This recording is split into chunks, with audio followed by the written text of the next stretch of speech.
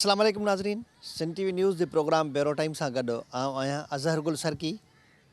असांजो अॼोको प्रोग्राम जाकबाबाद ज़िले अंदरि मुख़्तलिफ़ हंधनि ते जेके करोड़े रुपयनि जी लागत सां मुख़्तलिफ़ इमारतूं ठाही वियूं आहिनि, जंहिंजो को मक़सदु नज़र नथो अचे, जेके कंहिं बि तरह सां इस्तेमालु हेठि न आहिनि, उन्हनि खे इन जे करे बि शायदि इस्तेमाल जे हेठि न आंदो वियो आहे त उन्हनि जे लाइ का प्लैनिंग उन्हनि वटि हुई कोन। तमामु ही जेके इमारतूं ठहियल आहिनि उहे फुटनि ते न बल्कि एकड़नि ते ठहियल उहे इमारतूं, उन मां तव्हां अंदाज़ो लॻाए सघो था त एकड़नि ते ठहियल इमारतूं इहे लखनि मां नथियूं ठही सघनि, इहे बल्कि करोड़नि मां बि नथियूं ठही सघनि।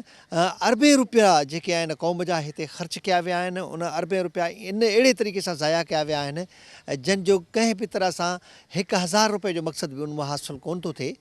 जेकॾहिं इहे अरबे रुपया जाकबाबाद जे मिसकीन माण्हुनि ऐं हितां जे ॾुतड़ियल इलाइक़े जे माण्हुनि ऐं हितां जी तकलीफ़ुनि में वरतल माण्हुनि जेकॾहिं ॿियनि अहजनि सिहत वारे शोबे ते ख़र्च कजनि हा त शायदि उहो बहितर थी सघे हा। जेकॾहिं जाकबाबाद शहर जी जेका ड्रेनेज तबाह आहे उन ते ख़र्च कजनि त शायदि उहा बहितर थी सघे हा। जाके घिटियूं ठाराए ॾिजनि हा, रोड रस्ता ठाराए ॾिजनि हा, ॿिया जेके बुनियादी मसइला आहिनि उन्हनि ते ख़र्च कजनि हा त शायदि को मक़सदु निकिरी अचे हा। उहे कंहिं तरह सां ईअं चई सघिजे हा त हीअ हितां जे माण्हुनि खे हितां जे माण्हुनि जे अहजनि खे नज़र में रखंदे उहा एॾी वॾियूं रक़मूं ख़र्च कयूं वियूं आहिनि।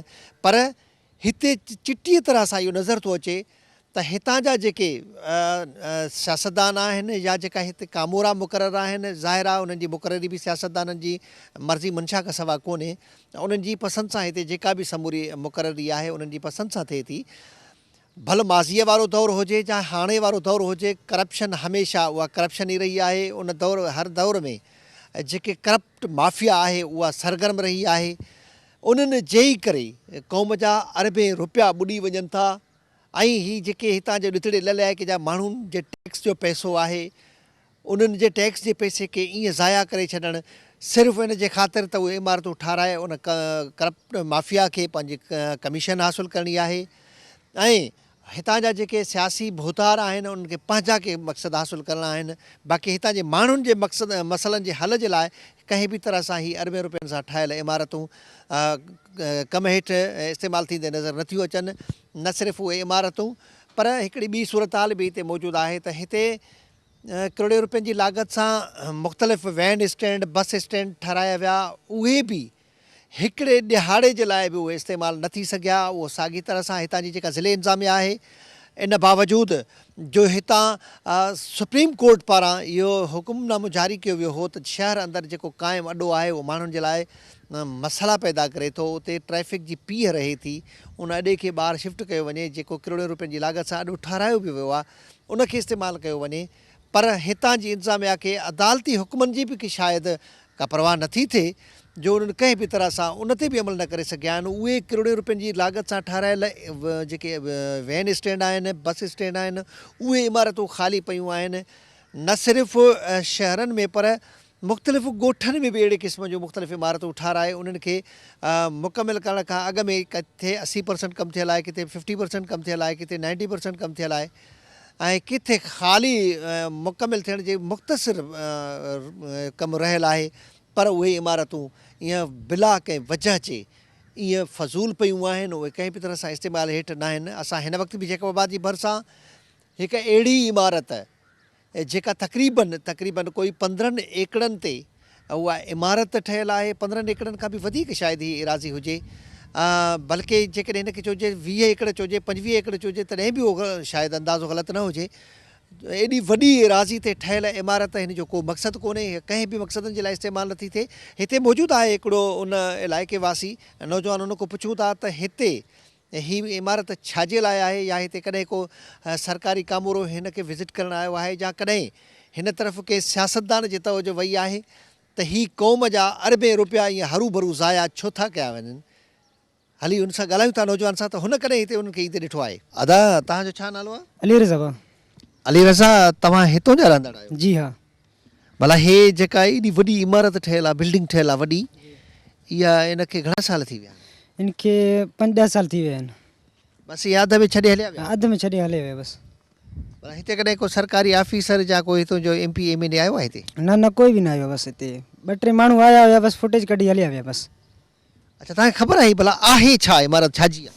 ये आहे हॉस्पिटल आहे परियों कॉलोनी ठतल हुयो न उन में जगह न थियो त पोइ हे वरी बाउंड्री ख़रीद करे हिते हॉस्पिटल वग़ैरह ठाहियूं मस्जिद ठाहियूं कोर्ट बोर्ड ठाहियूं अधु में छॾी हलिया विया बसि। कहिड़ी कॉलोनी आहे? उहो परियों रोड खां परियों आहे कॉलोनी हिकिड़ो उते माण्हू बि रहंदा आहिनि हाणे रहंदा आहिनि बोर्ड वारा रहंदा आहिनि बहरहाल उन में कम बोर्ड वारा माण्हू रहंदा? बोर्ड वारा माण्हू रहंदा आहिनि। अच्छा ॿिया माण्हू ॿी का कॉलोनी न आहे बोर्ड वारनि जी कॉलोनी आहे? बोर्ड वारनि जी मज़दूरनि जी कॉलोनी आहे न उते वरी बाउंड्री थोरो अस्पताल वग़ैरह न ठाहे सघियूं वरी हिते बाउंड्री ख़रीद करे अस्पताल वग़ैरह ठाहियूं वरी उहे अधु कम छॾे हलिया विया बसि ईअं ई। भला उहा जेका मज़दूरनि वारी कॉलोनी आहे उन में माण्हू रहनि था उहे मज़दूर ई रहनि था उन्हनि खे ॾिनियूं अथऊं या उहे बि विकिणी छॾियूं अथऊं पंहिंजे मर्ज़ी सां ॾिनियूं? न बोर्ड वारा आया जेके मींहं वीह थिया पहिरियों ख़ाली हुया बाद में उहे अची रहण लॻा बसि बसि उन्हनि जी हा उन्हनि कब्ज़े में बसि। हाणे ही ख़ाली पई आहे हिते भला हे घर कंहिंजो आहे?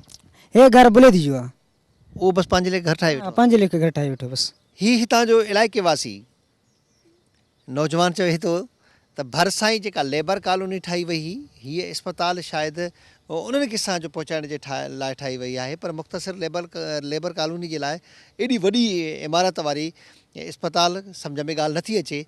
उन खां अलावा हिते मुख़्तलिफ़ अची माण्हुनि पंहिंजा देरा जमाया आहिनि ख़बर नाहे त उहो कहिड़े मक़सदनि ख़ातिर उन्हनि खे आजो छॾियो वियो आहे त भलो उहे बि वेठा हुजनि पर असांखे कंहिंसां का मुखालफ़त कोन्हे असांजी कंहिंसां का रंजिश कोन्हे पर ॻाल्हि करण जो मक़सदु इहो आहे त आख़िर क़ौम जा इहे अरबे रुपया ईअं ज़ाया हथु वठी करे उहे ज़ाया छो था कया वञनि उहे ईअं लोड़िया छो था वञनि? अदा तव्हांजो नालो? मुख्तियार अमन। मुख़्तियार अहमद तव्हां किथां जा रहवासी हो? असां जेकाबाद जा।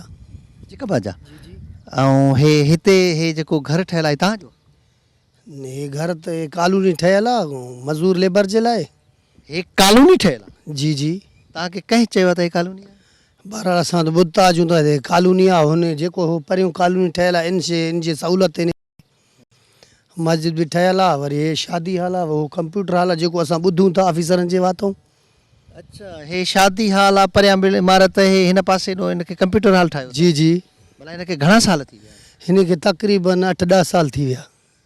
पोइ इमारत पूरी करण खां बसि अॻ में ई छॾी विया? हा हा इमारत अधूराणो हिते अची कैमरा ॿैमरा हया हुयूं कैमरे ते शीशा 2-3 हणी कैमरा भरे उहे खणी विया आहिनि ऑफिसरनि खे ॾेखारीनि था मुकमिल आहे हिते का शइ ठहियल बि न अञा चवनि पिया 23 घर हेॾो ठहंदा उहो बि मुकमिल न थी सघियो आहे ऐं परियों कॉलोनी मुकमिल आहे कुझु अधूरो आहे पोइ उहो बि लेबर खे नथा ॾियनि ऑफिसरनि जो ख़ुदा पहाड़ पटे मज़दूर लेबर ईअं रुलंदो वते थो हुननि खे कोई ॾियनि ई नथा। माना हीअ समूरी इमारत उन ते ठहियलु आहे ऐं अध में छॾे हलिया विया? ऐं अधु में छॾे अधूरो करे हलिया विया अञा ताईं मुकमिल का शइ बि न आहे। जेको बि तव्हां ॾिसो था न हिते शीशा 2-3 हणी आया हुया टीम 2-3 शीशा हणी उन जा फिगर वठी वरी उहो ईअं वापसि हलिया विया परियों उहो उन कॉलोनी में बि इहो ई तादी कयूं तव्हांखे हा हा दर हणाए ॾींदासीं तव्हांखे रोड हणाए ॾींदासीं 2-3 ट्रैक्टर पत्थर जा हाराए उहो ई फिगर वठी वरी बि वापसि हलिया विया कोई बि का शइ ख़तमु कोई न आहे बसि सोशल वेलफेयर ख़तमु थी वियो ऑफिसरनि जो ख़ुदा पहाड़ पटे हाणे इन खां वधीक छा चई सघूं। करप्ट कामोरनि जी ख़ुदा पहाड़ पटे ही इलाइक़े वासी दाहे थो उनजी इहा बददुआ आहे त उन्हनि जी ख़ुदा पहाड़ पटे जो उहे क़ौम जा एॾा अरबे रुपया ईअं ज़ाया करे छॾियऊं इहे इमारतूं अध में ठाहे छॾे ॾिनऊं कोई बि मक़सदु उन खां हासिलु न थी सघियो शायदि जन मक़सदनि जे लाइ उहे ठाहियूं वियूं न उहो मक़सदु पूरो थी सघियो न वरी के ॿिए सहज में ई इलाइक़े वासियुनि खे अची सघी न वरी को ॿियो हिन मां अहिड़ो मक़सदु वरितो वियो जंहिंसां आम माण्हूअ खे ई को फ़ाइदो पहुचंदो हुजे हा उन्हनि करप्ट माफ़िया पंहिंजा ई मक़सद हासिलु कया।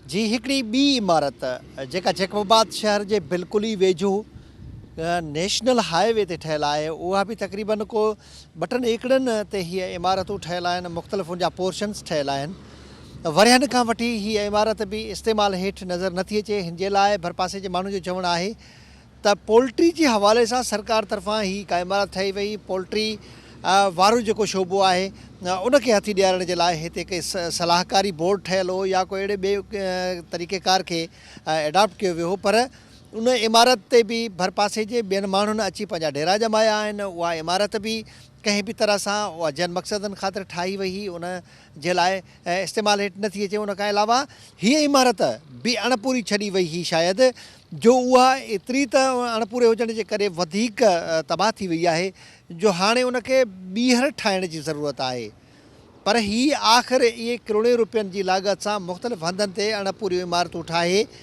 क़ौम जो पैसो ज़ियान करण जो कहिड़ो मक़सदु आहे? हिन तरफ़ मुख़्तलिफ़ धुरियुनि खे तवजो ॾियण जी ज़रूरत आहे, जेके सुञाण धुरियूं आहिनि उनखे तवजो ॾियण जी ज़रूरत आहे, सिविल सोसाइटी खे हिन तरफ़ तवजो ॾियण जी ज़रूरत आहे। शहर जे मुख़्तलिफ़ जेके सुञाण माण्हू आहिनि उहे ज़रूरु उन्हनि जे लाइ ही हिकिड़ो सवालिया निशान आहे त उन्हनि खे अहिड़े क़िस्म जे करप्ट माफ़िया जे ख़िलाफ़ु घेरो तंग करणु घुरिजे जेके क़ौम जो एॾो वॾो पैसो हिकिड़ो तबाह करे रहिया आहिनि। ही अलाए केतिरियूं इमारतूं, न सिर्फ़ु ही मुख़्तलिफ़ इमारतूं असां अवां जी नज़र खां गुज़ारियूं आहिनि, उनखे अवां पाण ॾिठो आहे। इहे मुख़्तसिर चंद इमारतूं असां ॾेखारे सघिया आहियूं। हिन ज़िले अंदरि सभी अहिड़ियूं वॾियूं वॾियूं इमारतूं आहिनि जेके लखे न बल्कि करोड़े रुपयनि जी लाॻत सां हिकु हिकु जेका इमारत आहे उहा ठाही वई आहे। उन में काग़ज़नि में शायदि एतिरो ई ॾेखारियो वियो आहे, पर उन्हनि जो को मक़सदु नज़र नथो अचे। कंहिं मक़सद ख़ातिर, जन मक़सदनि ख़ातिर इहे इमारतूं ठाही वियूं, जेकॾहिं उन्हनि मक़सदनि जी ख़ातिर इनखे इस्तेमालु कयो हुजे हा त हीउ पैसो ज़ियान न थिए हा। हाली शहर जी उन्हनि मुख़्तलिफ़ सुञाण धुरियुनि सां राब्तो कंदासीं त उन्हनि जी इन मुतलिक़ कहिड़ी राय आहे।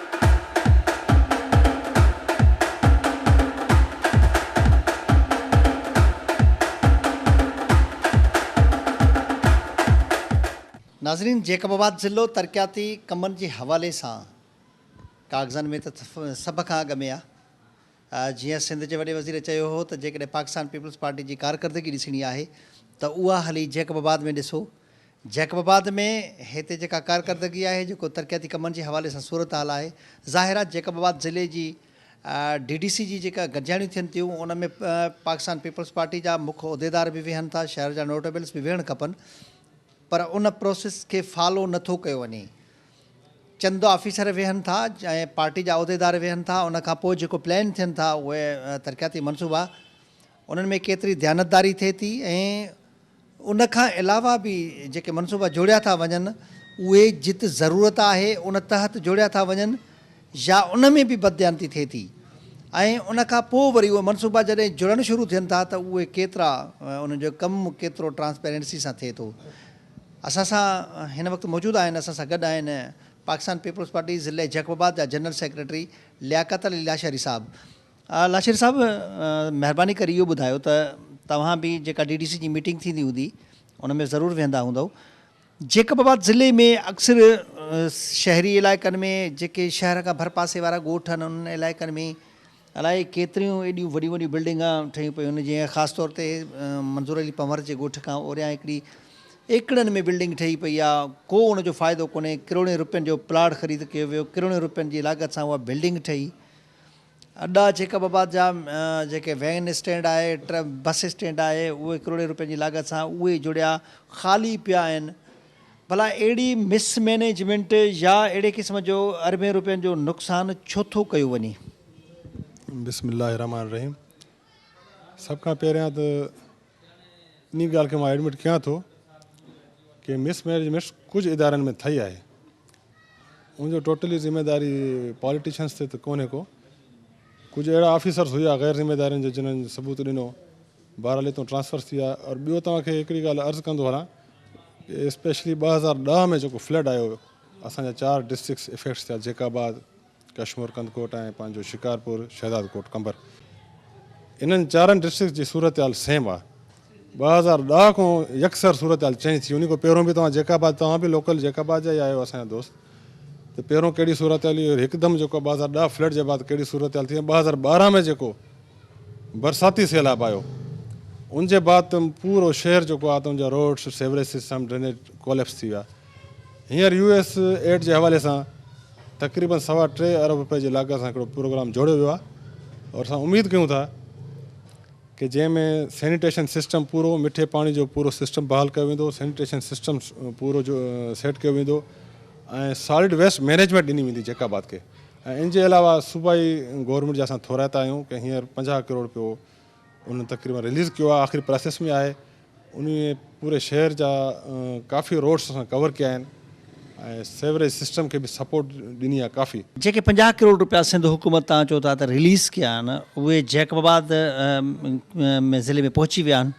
उहे असांजी रिलीज़ जे आख़िरी मरहले में असां को पर्पोज़ स्कीम्स उन्हनि वरितियूं आहिनि उहे जे असां स्कीम्स हुते सबमिट करायूंसीं जमा करायूंसीं हींअर मां कराची वियो हुयुसि MNA साहब बि ॿुधायो ऐं कुझु ॿियनि दोस्तनि ॿुधायो की आख़िरी मरहले में इंशा अल्लाह जल्द पहुची वेंदा। जेका सभु तव्हां चओ था त जेके बि फेल्यूअर प्लान्स आहिनि उन्हनि जो ज़िम्मेदार पॉलिटिशियन नाहे, जेकॾहिं पॉलिटिशियन उन्हनि जो ज़िम्मेदार नाहे, DDC जी जेका मीटिंग थिए थी उते तरक़ियाती स्कीमूं केरु ॾिए थो? न मां हीअं नथो चवां की पॉलिटिशियन न आहे, डायरेक्ट मां इहो चवां थो की डायरेक्ट पॉलिटिशियन ज़िम्मेदार न आहे, इनडायरेक्ट आहे। जेके असांजा पॉलिटिशियन्स ऑफिसर ज़िम्मेदार आहे? जी हा बिल्कुलु ऑफिसर ज़िम्मेदार आहिनि। ऑफिसरनि जी मुक़ररी केरु थो कराए हिते? मां तव्हांखे हिकिड़ो अर्ज़ु कयां की ऑफिसर्स अगरि ज़िम्मेदार हूंदो त उन खां अगरि को मुक़ररु कराए को ग़लति कमु वठंदो त उहो ऑफिसर ग़लति कमु कंदो न, ट्रांसफ़र कराईंदो, जॉब न कंदो पंहिंजी। अगरि ऑफिसर वेही करे उहो ग़लति कमु कंदो त पंहिंजी ज़िम्मेदारी खे धोखो ॾिए थो, पंहिंजी जॉब खे धोखो ॾिए थो, आवाम खे धोखो ॾिए थो। हिते जैकबाबाद में केतिरा ई रोड आहिनि जेके कागज़नि में टे भेरा ठहिया आहिनि, ऑफिसर त उहे ई वेठा आहिनि, साॻी ऑफिसर वेठा आहिनि। उन्हनि कहिड़े ऑफिसर खे अॼु ताईं करप्शन साबित थियण खां पोइ तव्हां हितां हटायो आहे? साईं अहिड़ा रोड जेके तव्हां ॿुधायो था उहे असांजे नाले में त कोन्हनि, तव्हां हुनखे खणी अचो मीटिंग। काइदे आज़म रोड घणा भेरा ठहियो आहे? इहो हिकु भेरो ठहियो आहे मुंहिंजे नाले में, त इहो आहे हिकु भेरो। अगरि रिकॉर्ड में तव्हां चेक करे आयो 3 भेरा ठहियो त मुंहिंजे साम्हूं हिकु भेरो ठहियो आहे न? घणा साल अॻु में ठहियो आहे? मां सम्झां थो तक़रीबन 2 साल थी विया आहिनि हिनखे। गुज़िरियल 5 सालनि 8 सालनि ताईं इन रोड ते भला को कॾहिं हिकिड़ी ट्रक पथर जी लथी आहे? न 2 साल पहिरियों इहे ठहियो हो, कारपेट थियो हिन जे मथां बिल्कुलु। भला हिकिड़ी कारपेट ई भला हिकिड़ो 50,000 जो कमु थियो आहे, तव्हां ईमानदारी सां ॿुधायो? न 2 साल पहिरियों हिन ते कमु थियो हुयो, लेकिन जेको तव्हां चओ 3 भेरा कमु बहरहाल कोन्हे थियो। छो जो 2 साल पहिरियों बि इन ते 1,000 रुपए जो बि कमु न थियो, कॾहिं ख़ाली रूलर बि तव्हां न घुमायो? न अज़हर साहब हिते कारपेट थियो और प्लस इन जी जेके पुलियूं ठाहियूं रोड्स खे जेके इंटरकनेक्ट करनि था साइड में ॿिया, उन जो पुलियूं ठाहियूं, इहो मूंखे यादि आहे राज। पर तव्हां चओ था हिकिड़ी ॿी ॻाल्हि, जैकबाबाद जो जेका वाटर सप्लाई वारो मनसूबो हो, जॾहिं उहो हलियो मनसूबो शुरू थियो त उन महिल हुकूमत कंहिंजी हुई? पीपल्स पार्टी जी। इंतिज़ामिया कंहिंजी मुक़ररु करायल? इंतिज़ामिया सिधी ॻाल्हि आहे पाकिस्तान पीपल्स पार्टी जी। उनखे तबाह कंहिं कयो? ॾिसो हाणे इन में त काफ़ी फैक्टर्स आहिनि, इन में कॉन्ट्रेक्टर्स बि हुया, ज़रूरी त न कॉन्ट्रेक्टर्स बि पीपल्स पार्टी जा हुया, कॉन्ट्रेक्टर्स त ॿाहिरां जा बि हूंदा आहिनि, ऑफिसर्स बि हूंदा आहिनि। ऑफिसर्स ज़रूरी त न पार्टी सां हुनजो तालुक़ु हुजे या एफिलिएशन हुजे। ड्रेनेज जो मनसूबो मौजूदा MNA एजाज़ हुसैन जखराणी जे वक़्त में ॾिनो वियो, तक़रीबन मुने अरब रुपयनि जो मनसूबो हो, जेको फेडरल साइड खां पैसा आया, 60 करोड़ रुपया कढाया विया, उहो बर्बाद कंहिं कयो? उनजी ज़िम्मेदारी कंहिं ते विझूं? इन जी ज़िम्मेदारी त हाणे कोर्ट्स में अगरि वियल आहे त कोर्ट इन जो फ़ैसिलो कंदी की इन जो डायरेक्ट ज़िम्मेदार केरु आहे। कोर्ट में केरु वियो आहे? ॿुधूं था कुझु कॉन्ट्रेक्टर्स विया आहिनि कोर्ट। प्रोफेशनल ठेकेदारनि खे हितां जा तरक़ियाती मनसूबा आहिनि, जेके प्रोफेशनल ठेकेदार आहिनि उन्हनि खे ॾियो था या बसि इहे बगुलनि ते वेही टोकन जारी कया वञनि था, फलाणो कमु फलाणे खे, फलाणो कमु फलाणे खे? ॾिसे ज़ाती तौर ते त असां इन टोकननि जे ख़िलाफ़ु आहियूं, मां ज़ाती तौर ते इन जे ख़िलाफ़ु आहियां। इहो जेको ओपन बिड्स थियणु घुरिजे ताकी प्रोफेशनल कॉन्ट्रेक्टर्स अचनि ऐं कम जी क्वालिटी मेंटेन थिए। बिल्कुलु। पर थिए कोन थो। हा ईअं बि थिए थो की कुझु दफ़ो ईअं कोन्हे थियो, और उन में बि मां इहो चवंदुसि की ऑफिसर्स जी ग़लती हुई, इन्वॉल्व हुया। उहे ऑफिसर्स राति ई राति जेको आहे त पंहिंजो इहे कमु कयूं, असां ओपन बिड्स चयोसीं, ॿाहिरि टेंडर करायो, तव्हां साफ़ ई दोस्तनि खे इतला कईसीं की बाबा तव्हांजी मौजूदगी में थिए। लेकिन मां हिकिड़ी तव्हांखे नंढी ॻाल्हि कयां की डायरेक्ट तव्हां कंहिं बि पॉलिटिशियन खे इन में इन्वॉल्वमेंट नथा चई सघो, छो जो ऑफिसर जेसीं पाण स्ट्रांग मज़बूत न आहे या उनखे को लालच हिरिस न हूंदो त उहो जेको आहे सुठे नमूने सां कराए पियो। ॿिया डिस्ट्रिक्ट्स असांजा न आहिनि छा? भला बलोचिस्तान खे ॾिसो, पंजाब खे ॾिसो, सिंध जा ॿिया डिस्ट्रिक्ट आहिनि, सुठे नमूने सां कमु हले पियो।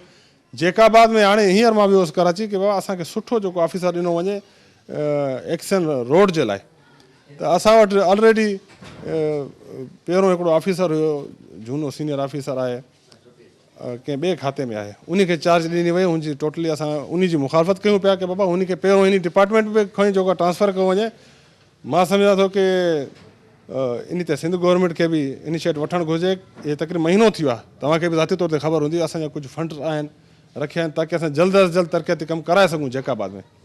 पर कुझु ऑफिसर्स जा शार्टेज जा प्रॉब्लम्स बि आहिनि, पर असां वेट कयूं था त जेसिताईं को सुठो ऑफिसर न ईंदो तेसिताईं असां टेंडर कराइण न ॾींदासीं इंशाअल्लाह। ऑफिसरनि जी एॾी शॉर्टेज आहे जो तव्हां जैकबाबाद में 4 चार्जूं हिकिड़े ओवर एज माण्हू जे हवाले करे छॾियूं, तव्हांजी मजबूरी आहे? बिल्कुलु इहा मजबूरी हुई न, जो एतिरी ऑफिसर्स जी जेको आहे शार्टेज हुई। इहा ॻाल्हि हाणे असां CM साहिब ताईं बि पहुचाईसीं रिसेंटली, 1 हफ़्तो पहिरियों। उन चयो त फिल फोर असां जेको आहे तव्हांखे ऑफिसर ॾियूं था, इंशाअल्लाह कुझु ॾींहंनि में नओं ऑफिसर असांखे अची वेंदो। घणा ऑफिसर साईं तव्हांजे उते वेटिंग फॉर पोस्टिंग वेठा आहिनि? अलाए केतिरा सवी ऑफिसर वेटिंग फॉर पोस्टिंग वेठा आहिनि। तव्हां चओ था त ऑफिसरनि जी शार्टेज आहे। हिकिड़े अहिड़े माण्हू खे तव्हां चार जो ॾियारे छॾियूं आहिनि जंहिं वीचारे खे अञा ताणी पंहिंजी ख़बर नथी पए त हू हिन महिल किथे आहे। कहिड़े हवाले सां तव्हां चओ था ऑफिसरनि जी शार्टेज कहिड़े हवाले सां आहे? ऑफिसर कोन्हनि, रिटायर थी विया आहिनि, या उन्हनि ॿियनि ऑफिसरनि ते फेथ न आहे? न अहिड़ी ॻाल्हि कोन्हे को। बहरहाल ऑफिसर रोड्स डिपार्टमेंट जी मां प्रॉपर ॻाल्हि कयूं की उन में इन वक़्तु ऑफिसर वाक़ई जेको आहे कोन हुयो। मां पाण वियुसि कराची कुझु ॾींहं पहिरियां, त MNA साहिब सां मुंहिंजो हाल अहिवाल थियो, डिस्कस थियो। उन चयो त कुझु ॾींहंनि में असांखे ऑफिसर्स मिली वेंदा और मीर साहब हज़ार ख़ान खे बि असां रिक्वेस्ट कई कि डिस्ट्रिक्ट जैकाबाद जे लाइ सुठो ऑफिसर महिरबानी करे रिकमेंड कयो, मोकिलियो हेॾे। पाकिस्तान पीपल्स पार्टी जैकबाबाद जे माण्हुनि सां सिंसियर आहे, उनजे ॾुखनि खे सम्झे थी? मां सम्झां थो सम्झे थी। जेकॾहिं पाकिस्तान पीपल्स पार्टी जैकबाबाद जे माण्हुनि जे ॾुखनि खे सम्झे थी, हितां जैकबाबाद जे शहरी तक तां ॿियो दफ़ो MPA चूंडजंदड़ शख़्स पाकिस्तान पीपल्स पार्टी जो आहे? जी हा, बिल्कुलु। जॾहिं पहिरियों शख़्स 5 ई साल हितों जे माण्हुनि जी अखियुनि खां ओझल रहियो, त वरी ॿीहर जेको शख़्स तव्हां हिते पाकिस्तान पीपल्स पार्टी जे शख़्स खे टिकट ॾेई हितां जो MPA बणायो, उहो माण्हू बि त तक़रीबन 10 महीननि खां वठी माण्हुनि न ॾिठो आहे। न, मुंहिंजे ख़्याल में सरदार साहिबु मोहम्मद मुकीम ख़ान त ईंदो रहंदो आहे जैकाबाद। हाणे मोहम्मद मुकीम ख़ान घणियूं खुलियल कचहरियूं कयूं आहिनि। हाणे मोहम्मद मुकीम ख़ान जी जेको आहे तबियत कुझु अर्से खां ख़राबु आहे, तव्हांखे ख़बर बि आहे। कुझु ॾींहं पहिरियों हुनजो एक्सीडेंट बि थियो, इन लाइ कराची में। बहरहाल हाणे कुझु तबियत बहितर अथनि। कुझु ॾींहं पहिरियां जैकाबाद आया, काफ़ी दोस्त हुया। खुलियल कचहरी त हाणे आवाम जी उन नाहे कई, बिल्कुलु तव्हां सही चओ पिया। लेकिन असांजो ऑनरेबल MNA जेको आहे ऐं MPA गड़ी खेरो, MPA ठुल बाक़ाइदा खुलियूं कचहरियूं मेंटेन करनि पिया। जॾहिं बि ॻोठ ईंदा आहिनि खुलियूं कचहरियूं थींदियूं आहिनि, दावतनि ते, शादी फोतगी जेके बि थींदा आहिनि उन्हनि खे प्रॉपर टाइम ॾींदा रहंदा आहिनि। हाणे सरदार मोहम्मद मुकीम ख़ान खोसो जी तव्हांखे ख़बर आहे कि उनजी तबियत नासाज़ आहे काफ़ी अरसे खां, इन ख़ातिर कराची रहिया। जेको माण्हू फिज़िकली अनफिट हुयो उनखे पोइ टिकट ॾेई हिन हितों जे माण्हुनि सां अहिड़ी वेध न कयव छो? हाणे उन्हनि जो जेको टाइम आहे सरदार मोहम्मद मुकीम ख़ान खोसो साहिब जो, उनखे तव्हांखे ख़बर आहे असां बि टाइम ॾियूं पिया, मीर एजाज़ ख़ान जखरानी बि टाइम ॾिए पियो। और टिकट जे लाइ मां सम्झां पियो कि सरदार मोहम्मद मुकीम ख़ान उन टाइम त बहितर हुयो। इहा ख़बर त न आहे कि हाणे 2 महीननि जे बाद इनजी तबियत एतिरी नासाज़ थी वेंदी या ख़राबु थी वेंदी, इहो त बाद में थियो। बहरहाल सरदार मुकीम ख़ान जेको आहे त इन टिकट जे मयार ते पूरो लहे पियो, इन ख़ातिर उनखे टिकट ॾिनी वई।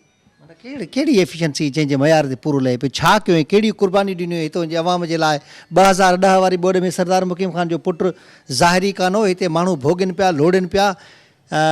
हिकिड़ी लेडी MPA PP जी हुई आयशा खोसो, उहा हिते लोड़े पई, भॼे पई, डुके पई। हे चूंडियल MPA हुयो ई कोन, वरी ॿीहर टिकट बि हुनजे पीउ खे ॾिनव। भला कहिड़ी क्राइटेरिया हुई जंहिंमें उहो पूरो अचे पियो?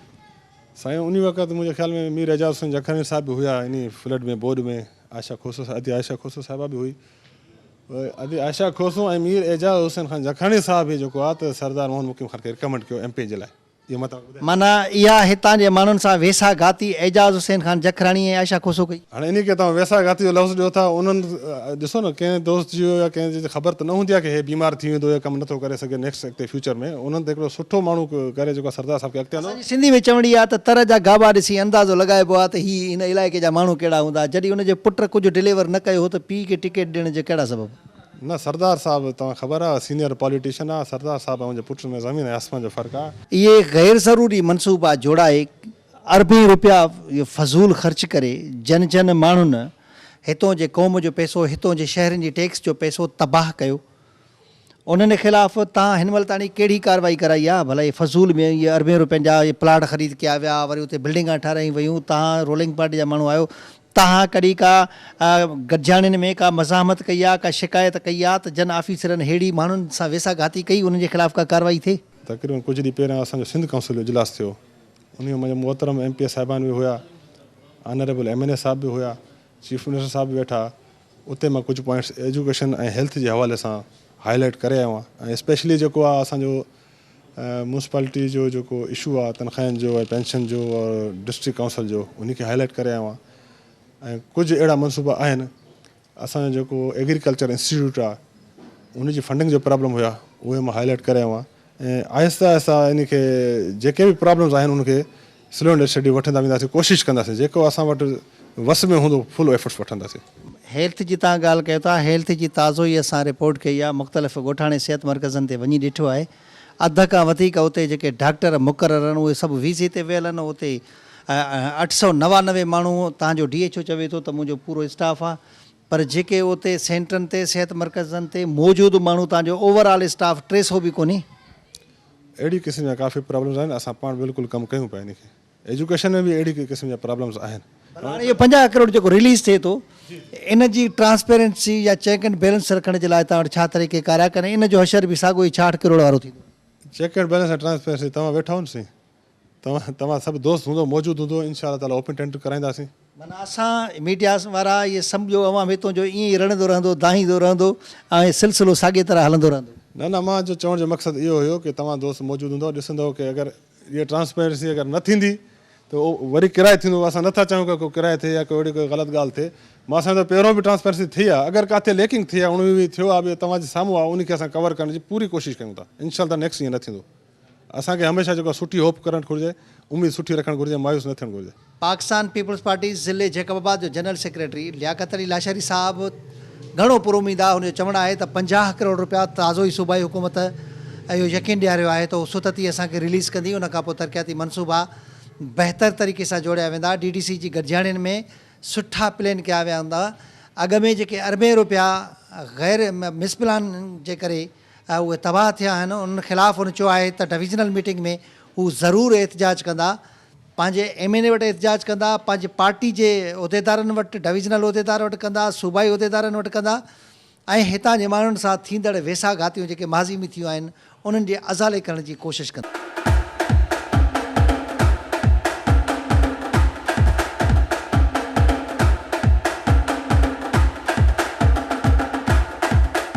नाज़रीन, जैकबाबाद ज़िले जे हिकिड़ी अलमे वारी सूरत हाल, हितां जो जेकॾहिं सियासतदान हितां जे माण्हुनि सां सिंसियर न हुजे, पार्टी तालुकदारी खां हटी करे बि कहिड़ो माण्हू कहिड़ी पार्टी सां वाॻियल आहे उन खां हटी करे बि जेको बि हिन ज़िले अंदरि रहे थो सियासतदान, उनखे हितां जे माण्हुनि सां रहणो आहे, हितां जे माण्हुनि जे लाइ सोचणो खपंदो आहे। उहे उन्हनि माण्हुनि जे लाइ सोचणु छॾे पंहिंजा नवाज़ पॉलिसी ते अमल सां गॾोगॾु उन्हनि जेको आहे त पंहिंजे मक़सदनि ते सोचणु वधीक शुरू कयो आहे। इहा का हाणे जी ॻाल्हि न आहे, सिर्फ़ु हिन दौर जी ॻाल्हि न कंदासीं, मुख़्तलिफ़ वक़्तनि में ईअं थींदो रहियो आहे। हितां जो माण्हू सदाईं सूरनि में हुजे ऐं जेको हितां जो सियासतदान आहे उहे पंहिंजे मौज मस्तियुनि में हुजनि। उन्हनि पारां हर वक़्त ते हर सियासी पार्टी जे माण्हू पंहिंजी इंतिज़ामिया मुक़ररु कराए हितां जे माण्हुनि जूं वायूं ई बताल करे छॾियूं आहिनि। सियासी करप्शन हमेशह उरूज ते रही आहे, हिन दौर में शायदि ॿ खां अञा अॻु भरी आहे। मुख़्तलिफ़ हंधनि ते जेकॾहिं मुख़्तलिफ़ ॻोठनि में वञूं था, हिकिड़ो ॻोठु जेकॾहिं 100 घरनि जी आबादीअ ते ॿधलु हिकिड़ो ॻोठु आहे त उते सिर्फ़ु हिकिड़ो स्कूल आहे ऐं किथे ईअं ॾिठो वियो आहे सिर्फ़ु 5 घर आहिनि त स्कूल जूं इमारतूं 4 आहिनि। इन मां अंदाज़ो लॻाए सघिजे थो त इहा सियासी सखावत मुख़्तलिफ़ हंधनि ते थी। पर ॿियो जेका वेधन कई वई आहे हितां जे माण्हुनि जे पैसे सां, क़ौमी पैसे सां, उहा मुख़्तलिफ़ जीअं असां अॻ में अव्हांखे ॿुधाए आया आहियूं त मुख़्तलिफ़ हंधनि ते सभई अहिड़ियूं इमारतूं आहिनि जंहिंजो को मक़सदु ई नथो निकिरे, करोड़े रुपया ख़र्च करे उनखे अणपूरो छॾे ईअं ठाराए वियो आहे जीअं उन्हनि जी का ज़रूरत ई न हुजे। जेकॾहिं का ज़रूरत न हुई, उन्हनि जो को मक़सदु न हुयो त उन्हनि खे एॾा पैसा ख़र्च कराए उहे प्रोजेक्ट शुरू करण जी कहिड़ो मक़सदु हुयो। असां हिन वक़्तु जैकबाबाद ज़िले जे शहरी इतिहाद जे सदर वटि मौजूदु आहियूं। उन खां पुछा कंदासीं त शहरी इतिहाद त हिकिड़ो गैर सियासी प्लेटफॉर्म सॼो वञे थो, सियासी तालुकदारी खां हटी करे माण्हुनि सां इहा केतिरी वेसाघाती आहे, उन मुतलिक़ शहरी इतिहाद जे सदर मोहम्मद अकरम अबड़ो सां ॻाल्हाईंदासीं। अस्सलाम वालेकुम साईं। अस्सलाम साईं। अकरम साहब, तव्हां जैकबाबाद ज़िले शहरी इतिहाद जा सदर आहियो। तव्हां ॿुधायो था त हीउ हिकिड़ो गैर सियासी तनज़ीम आहे, फोरम आहे। उनजो मक़सदु, उन में समूरी धुरियुनि जा माण्हू, कारोबारी माण्हू बि शामिलु आहिनि ऐं मुख़्तलिफ़ सियासी तनज़ीमुनि जा माण्हू बि शामिलु आहिनि। उन में का बि हिकिड़ी पार्टी न आहे। पोइ भलो केरु कहिड़ी पार्टी सां आहे उन सां को मक़सदु कान्हे, मक़सदु हितां जे माण्हुनि जे मसइलनि सां आहे। तव्हां इन मुतलिक़ छा चवंदो त हिते जैकबाबाद ज़िले जे शहर जी पसगिरदाई में, ॿाहिरि ॻोठनि में, मुख़्तलिफ़ हंधनि ते के कम्यूनिटी सेंटर जे नाले सां, के कहिड़े नाले सां, के कहिड़े नाले सां करोड़े बल्कि अरबे रुपयनि जी लागत सां उहे इमारतूं ठाराए अध में छॾी वियूं आहिनि। जेकॾहिं इहे अरबे रुपया हितां शहर जे के बुनियादी मसइले ते ख़र्च कया वञनि हा त उहो बहितर हो, या अहिड़े क़िस्म जी इन सूरत हाल खे तव्हां इन हवाले सां छा चवंदो? सुठो ॻाल्हि इहा त हिन ज़िले सां वॾो हली वियो आहे। तव्हांखे मां पंजाबी ॻाल्हि कोन कयां, उते त तरक़ी आहे। जेकॾहिं सिंध जा की ख़ैरपुर जहिड़ा ज़िला, नवाबशाह जा ज़िला या कहिड़ा ज़िला आहिनि जेके ॾिसो जिते वॾी तरक़ी कमु बि थियो आहे। पर बदकिस्मत हे ज़िलो आहे त असांखे अहिड़ा नुमाइंदा मिलिया आहिनि शुरू खां वठी जिन हिन शहर खे जा तबाही जा ज़िम्मेवार आहिनि। ॿियनि करप्शन कई आहे, कराची में प्लाट कब्ज़ा कया आहिनि MNAs MPs आहिनि, या उॾे कोई पंहिंजो गवर्नमेंट में वेही करे करप्शन कई आहे, पर असांजे नुमाइंदनि शहर में वेही करे हिन शहर खे खाधो आहे। हाणे जीअं तव्हां ॻाल्हि कई थी, इहे जेके प्रोजेक्ट ठहिया आहिनि करोड़ रुपए जी लागत सां ठहिया आहिनि।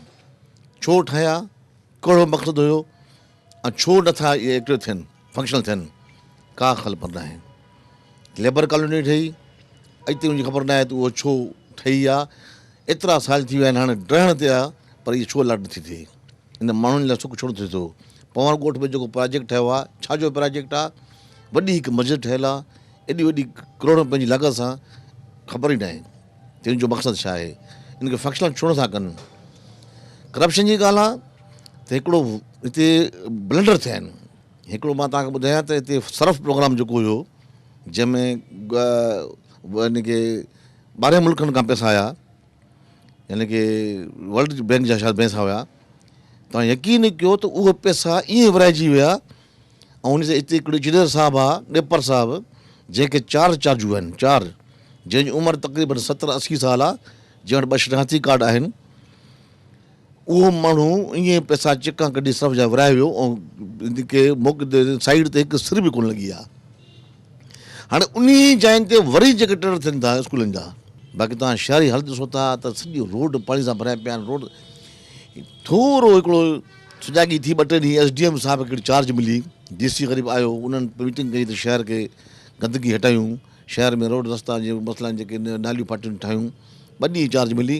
पर हितां जो जेको ज़िले जो एग्ज़ीक्यूटिव आहे, डिप्टी कमिश्नर साहिबु, उन जे हवाले सां तव्हां छा चवंदो त उन जी इन मुख़्तलिफ़ बदयानती वारी सूरत हाल ते नज़र आहे, या उहो निकिरी करे माण्हुनि सां थींदड़ वेदननि ते मुख़्तलिफ़ हंधनि ते वञी करे उहे शयूं ॾिसे थो, या उन जी बि समूरी तवजो पंहिंजे लिबास पोशाक ॾे, या सिर्फ़ु पाण खे ई ठीकु ठाकु रखिणो आहे? ॾिसो न, हे नओं DC आयो आहे, हे जेतिरो ॾिसां थो त शहर में घुमे फिरे थो, पर इन जा हथ ॿधल आहिनि, यानी नुमाइंदा ई मिलियल आहिनि जेके कमु करणु ॾींदा, ज़ाहिर आहे। बाक़ी अॻियों DC जेको हुयो जमाली साहिबु, उहो त हाणे मां छा चवां, गुजराती मशहूरु हूंदो, जेको ऑफिस में हूंदो, जेकी खिदनि में तलाशी वठंदो। हाणे अहिड़े DC खे तव्हां छा था चओ, सम्झो न। हाणे अहिड़ा ऑफिसर मां ॿुधायां न, जेके हे ऑफिसर उहे हणंदा आहिनि जेके हिते कमाई ॾियनि नुमाइंदनि खे। भले ॿी हिकिड़ी ॻाल्हि कयूं, तव्हां ज़िले जा शहरी ताज जा सदर आहियो, ज़िले जा, तव्हां सिर्फ़ु इन जैकबाबाद शहर जे हवाले सां न, पर पूरे डिस्ट्रिक्ट जा 3 तालुकनि ते बि जेकॾहिं ॻाल्हि कजे, तव्हां ॻाल्हि कयो था, तव्हां उन हवाले ज़िले जा सदर आहियो। ज़िले जी जेका डेवलपमेंट कमेटी वेंदी आहे, पंहिंजो DDC वेंदी आहे, उन में चूंडियल नुमाइंदा हूंदा आहिनि, उन में असूली तौर ते नोटेबल्स खे विहारियो वेंदो आहे, त तव्हांजी त हिकिड़ी रिकग्नाइज़ तनज़ीम आहे न शहरी ताज जी, तव्हांखे कॾहिं उन में शामिलु कयो वियो आहे? ॾिस, कॾहिं बि न। हिननि इहो असांखे पाबंदी ॾेई छॾी आहे शरीता ते। जीअं तव्हां में ॻाल्हि करियो न शरीता ते गैर सियासी फोरम आहे, हिन में हालांकि 98 तनज़ीम आहिनि, जंहिंमें सियासी, समाजी, मज़हबी सभु तरह, हिंदू पंचायत, ईसाइनि जी पंचायत आहे, सभु असां वटि आहिनि। लेकिन हिन असां ते पाबंदी ॾेई छॾी आहे पीपल्स पार्टी वारनि। छो त हाणे मां तव्हांखे ताज़ो वाक़ियो ॿुधायां त हाणे अमेरिकन USAID वारा आहे, हिते अमेरिकन एम्बेसडर आयो वाटर सप्लाई जी स्कीम जे, त उन में कार्ड इशू कया उन्हनि अमेरिकन जे USAID वारनि। असांखे मूंखे बि कार्ड इशू कयूं, मुंहिंजे भाउ खे बि कार्ड इशू कयूं, जंहिं ते DC साहिबु सख़्तु उनखे मने कयो त बाबा इनखे न घुरायो। हाणे हीअ हालत आहे। हाणे हिकिड़ो अमेरिका जेको आहे पैसा ॾिए थो पाणी जी वाटर सप्लाई लाइ, उहो अची कमु कनि था, सुठो कमु कनि था, अस्पताल ठाहिनि था, या पाणी कमु कनि था, त उनखे बि रोकियो वञे थो त इन सां राब्तो न कयो। हालांकि हिन में तव्हांखे सॼी हक़ीक़त आहे इहा त जैकबाबाद में पाणी आणण में शहरी ताज जो वॾो किरदारु आहे। बार तरीक़ा हलायूंसीं, बार बुख हड़तालियूं कयूंसीं, 10 साल कोन असां जेको जज़ोत कईसीं, ऐं इन शहर लाइ असां पाणी आंदोसीं, जो मुशरफ जी हिकिड़ी महिरबानी असांजे मथां, मामिया सुमरे जी जैन 1.5 अरब रुपए जी हिकिड़ी स्कीम असांखे ॾिनी, पर हथ वठी उनखे बि असांजे टीए में तबाह बर्बाद कयो आहे। न पाणी आहे असां वटि, न रोड, न रस्ता आहे, न ड्रेनेज आहे। असां कहिड़ी ज़िंदगी गुज़ारूं था? जैकबाबाद वारा असां नाली जी ज़िंदगी गुज़ारूं था, नाली जी। इहो शहरी ताज ते ज़िम्मेवारी नथी अचे त जेको गैर ज़रूरी हिकिड़ा प्रोजेक्ट शुरू कराया था वञनि, जंहिंमें अरबें रुपया ज़ाया कया था वञनि, उन ते का मज़ाहमत करे, ऐं जेका सियासी सखावत तौरु ॻोठनि में टोटल पॉपुलेशन उतां जी पॉपुलेशन 20 माण्हुनि जी आहे, उते 4 स्कूल ॾियण जी का ज़रूरत कोन्हे। इन ते का मज़ामत करे क़ौम जो पैसो ज़ाया थिए थो।